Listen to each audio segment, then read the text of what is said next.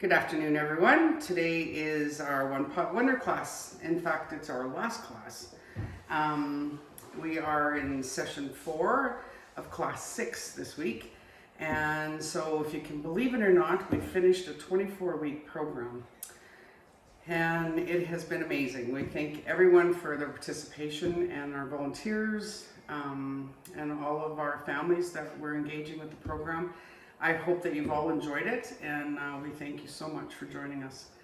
And just a great big shout out thank you to the Lethbridge Foundation for their generous donation or grant that they offered us to do this program, as well as the Food Center, who have been a very intricate part of our partnership, and we're very grateful to have them with us as well, and a big thank you to you guys.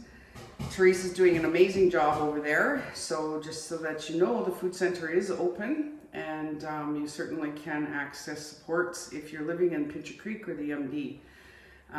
Brockett also is now having their own food bank, so we're very blessed in our community to have the supports we do. So a big thank you to everyone. And so we're going to get started on today's program. And we are doing Lazy Man cabbage rolls today. And you'll notice in your bags that you're going to have you've got milk and eggs and bread, and then you've got some spaghetti sauce and some diced tomatoes. You've got a can of tomato sauce, some garlic, you should have some Italian seasoning still left in your previous bag. So I didn't include the Italian seasoning. You should have a bag similar to like this in your pantry somewhere. We have bison today that was donated from the Lethbridge Interfaith Food Bank, and they've been very supportive of us as well, because they work in partnership with the Pincher Creek Food Bank, so our center. So a big thank you to them for the donation for the meat. And so you should have some onions and some cabbage as well. I didn't include rice because I'm sure that you all have an overload of rice. So this recipe does call for rice. So if you don't have any, please let us know and we'll make sure you get some. It does call for oil in your recipe, but I think we're gonna just bypass the oil. If you choose to cook your meat in it, that's fine. That's what it's for. I don't like to add extra oil or grease to my meat. So yeah, so we're gonna go and get the rice started. So just a reminder about your rice. This is not minute rice, so we have to pre-cook the rice before we actually put it into the lazy cabbage roll. So it's 2 cups of water to 1 cup of rice and some salt and some oil. So your oil, you could probably put about 3 tablespoons or maybe even a little more in your water, and with your salt. So then let it boil, and then you add your rice. So 2 cups of water to 1 cup of rice, and then that way it won't be all mushy on you. So I'm gonna go and get the rice started, and then I'm gonna come back and we'll talk more about I'll actually get the meat on as well. We'll just put it on. We need to brown the meat. So that's our first step, is to get your meat brown and get your rice on. So we're gonna meet you over at the stove. Okay, so I have the rice on. Sorry, I don't have a proper lid. But just stir your rice occasionally, just for the first little bit, to make sure that there's a lot of moisture on it. If it gets kind of sticky and hard on the bottom of your pot, don't worry. Just make sure that your temperature is just above medium is plenty, and you're probably going to need about 15 minutes or maybe even 20 minutes. I would say 15, just to let the rice cook thoroughly. But just watch for it. Don't let it burn. If it starts to get too brown, just don't scrape the bottom of your pot. Just kind of go along the bottom and give it a good stir. And you can turn down your heat once your water's boiling. Yeah, just keep an eye on it. So anyway, we're gonna move on to the bison, into the meat. You have ground bison, and we're gonna use that in our cabbage rolls today. And so you're gonna just pre-cook your meat as well. And we're gonna add in our onions and our garlic.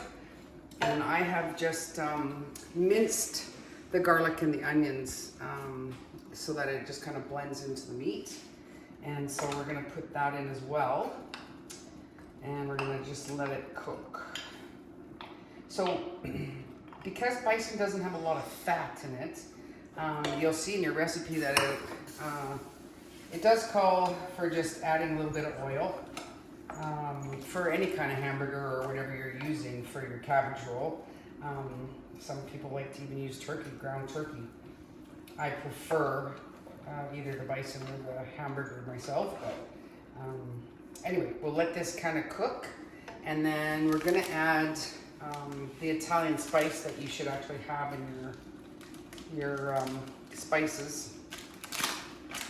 And of course you don't want to go overload, but you want to, I'm not using a measuring spoon because I'm unfortunately or fortunately, I don't know, I don't cook by measurement usually.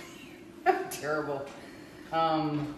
But in your recipes, you can you can have like, I would start with about a tablespoon or a tablespoon and a half of your Italian seasoning, and then just let it cook and then kind of determine from there. Because if you like a lot of Italian in it, it's fine, but the combination of the garlic and the Italian will give it kind of almost a spaghetti flavor, except you're using your cabbage instead of noodles.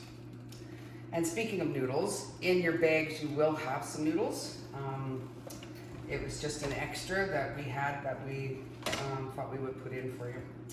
And yeah, so we're gonna let this cook for a little bit and we'll be right back. Okay, so I have a little helper behind the scenes, so I'm giggling at her. She's helping do the camera. So our meat is cooked now, and welcome, Debbie Eli. Just in time for lunch. Yes, just in time for lunch you arrive. Good job.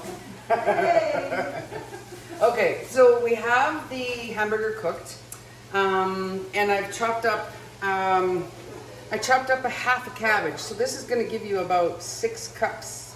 About 6 cups of the cabbage, and according to your recipe, but this is a recipe for 6, and so yeah, so we're going to, I'm actually going to put in your sauces first, and so we have the stewed tomatoes or diced tomatoes today, and so we're going to put those in, and I'm not going to use this whole can of spaghetti sauce at this moment.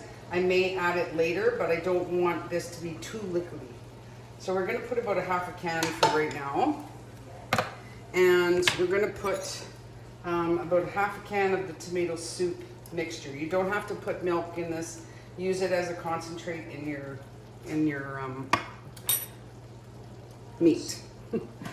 And then the rice is finished now. And as you can see, oh, I don't have a clean spoon. I guess it don't matter because it's going in that pot.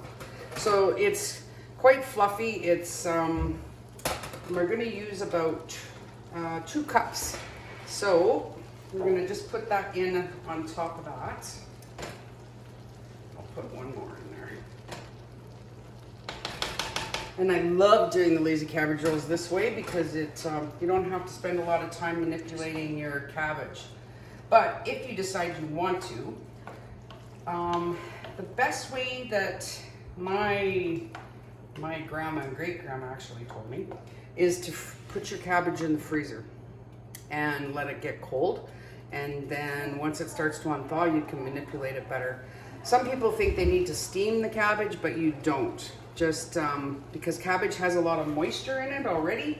So if you put your cabbage into the freezer and just let it get frozen, if, for example, just put it, you don't have to put it in overnight, but just make sure that it's nice and cold, and then let it unthaw, and then you'll be able to manipulate your cabbage. And it's just a matter of folding your ends in, folding your top over once you've got your mixture, It's the same concept, just a little less liquid than what you would normally put in, because the reason we put the extra liquid in now is because you're actually cooking the cabbage with the mixture of your meat and the onions and stuff. So we just need to stir this all up, and we'll be back. So this is our creation. It is the Lazy Man cabbage roll. You could have it with fried potatoes, you could have it with fried bread, you can have it by itself. You can add more rice to it and just put it over your rice if you like. But it is kind of a meal in its own because it's got the meat and vegetables and the rice. So I hope you enjoy it. And just a little tip, if I find that tomatoes are really tart, so they've got a bit of a bite to them. Some people like that, some don't.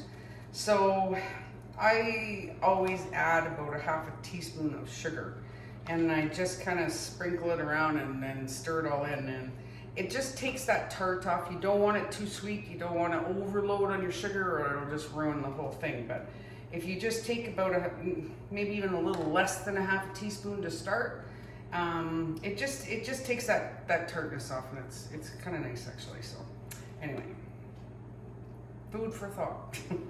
So that's the end of our day today for the One Pot Wonder. And I again like to thank you everybody for coming out, to thank all of our supports, and let's keep in touch through our groups, and we're hoping to be able to run another 24-week program. We're just waiting for approval on that. And if so, we will connect with you soon. Take care of each other, be safe, and be kind.